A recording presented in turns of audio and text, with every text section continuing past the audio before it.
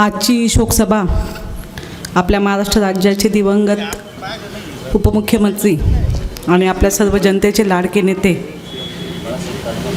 माननीय स्वर्गीय अजितदादा पवारसाहेब यांच्या खरं तर अकाली निधनाने आपल्या महाराष्ट्रावर जो दुःखाचा डोंगर पसरला आहे याबद्दल व्यक्त करताना पूर्ण महाराष्ट्र आपापल्या मनातले भाव व्यक्त करतो. परंतु जीवनाचे सर्वच प्लॅन एका क्षणात रद्द करणारा महारथी म्हणजे मृत्यू.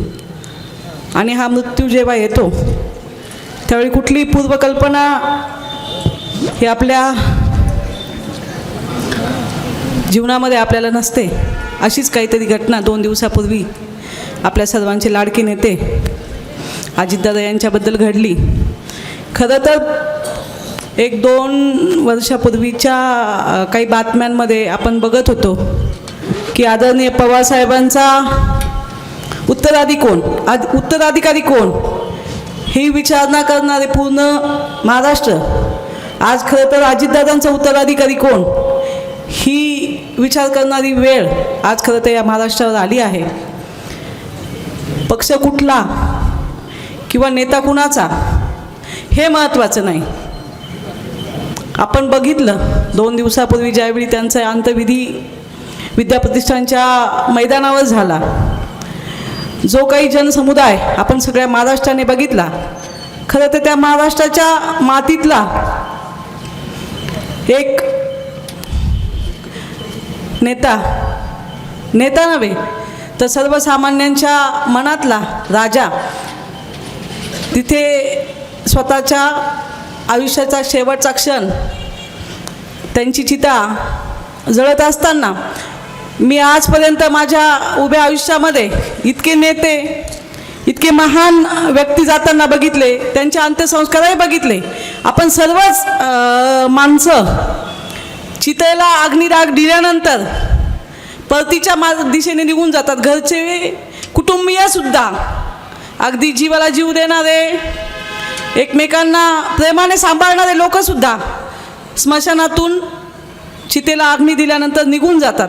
परंतु एकमेव अजितदादांची अशी अंत्यविधी मी बघितला की त्यांच्या त्या अंत्यविधीची राख थंड होईपर्यंत माणूस तिथे माणसाला माणूस जोडेल इतकी माणसं तिथे त्यांच्या अंत्यदर्शनाला आलेली बघितलेली आहे. मी माझ्या उभ्या आयुष्यामध्ये अशी अंत्ययात्रा बघितली नाही. बाळासाहेब ठाकरे असतील, विलासराव देशमुख असतील किंवा आजपर्यंत जेवढे इथले दिवंगत नेते आहेत त्या सर्वांना हा महाराष्ट्र विसरणार नाही. परंतु अजितदादांबद्दल मला एवढंच म्हणावंसं वाटेल की असा नेता होणे नाही, असा कामाचा माणूस होणे नाही.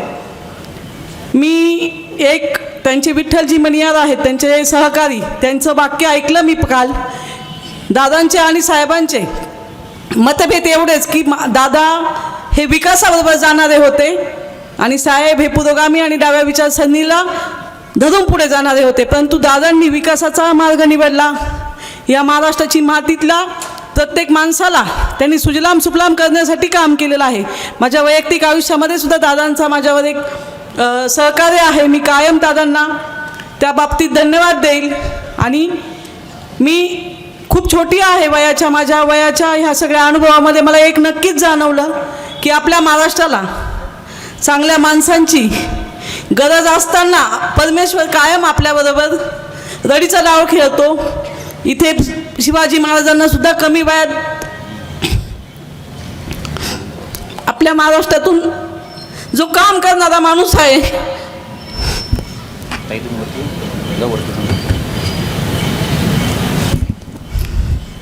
त्याबद्दल मी फक्त 2च ओळी बोलेल.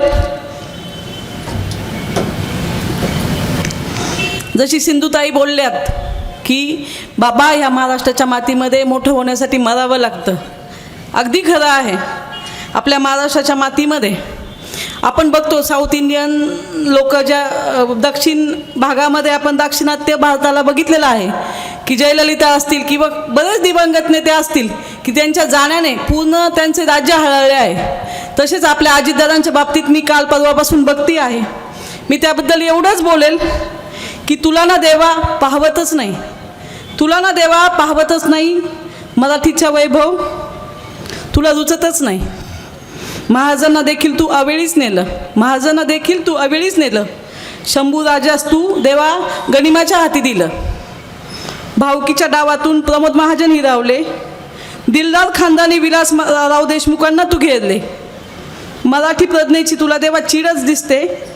जिचकार आणि मुंडेंची अस्ती अजून धगधगते. तुझ्याशिवाय कुणी अजित असूच शकत नाही का? चांद्यापासून बांद्यापर्यंतचा कामाचा दादा होऊच शकत नाही का? माझ्या मराठी कर्तृत्वाचा देवा तू नासविला भाव. विमानाच्या आडून खेळलाच लढीचा डाव, विमानाच्या आडून खेळलाच लढीचा डाव. आदरणीय दादा, तुम्ही आमच्या स्मरणात कायम राहाल. तुमचा हा दुखवटा 3 दिवसाचा शासकीय, 13 दिवसाचा कौटुंबिक, परंतु आम्हा मराठी मुलाबाळांच्या मनामध्ये अजितदादांचा दुखवटा हा कायमस्वरूपी राहील. मी सुनेत्राताई पवारांच्या मार्फत माझ्या सगळ्या महिला भगिनींकडे हीच विनंती करते की सुनेत्राताईंच्या बरोबरीने दादांचे कर्तृत्व आणि कर्तव्य सुनेत्राताई पवार ह्या पूर्ण करतील.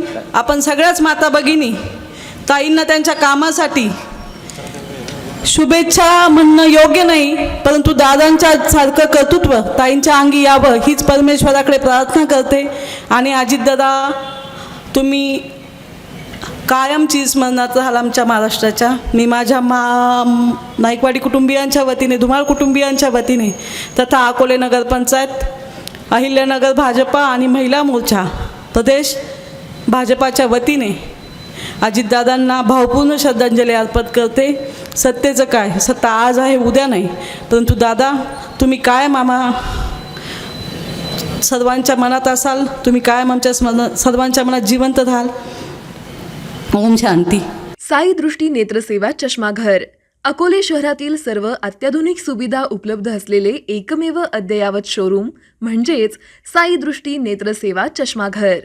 आमच्याकडे Titan, Fastrack, Puma, Oakley, Velocity, CK, Ray Ban, ID, Vogue, Police, Stepper, Scott, Carrera, Tommy Hilfiger, Killer, Crizal, Zeiss, Prime, ब्रॉन्झर, Yash, Bausch and Lomb, Johnson and Johnson, Alcon आदी कंपन्यांच्या फ्रेम्स, सनग्लासेस, लेन्सेस व कॉन्टॅक्ट लेन्सेस योग्य दरात उपलब्ध. तसेच Titan company लेन्सेसचे एकमेव अधिकृत विक्रेते. आता अकोल्यात प्रथमच ऑटो मशीनद्वारे चष्म्याची रोबोटिक फिटिंग.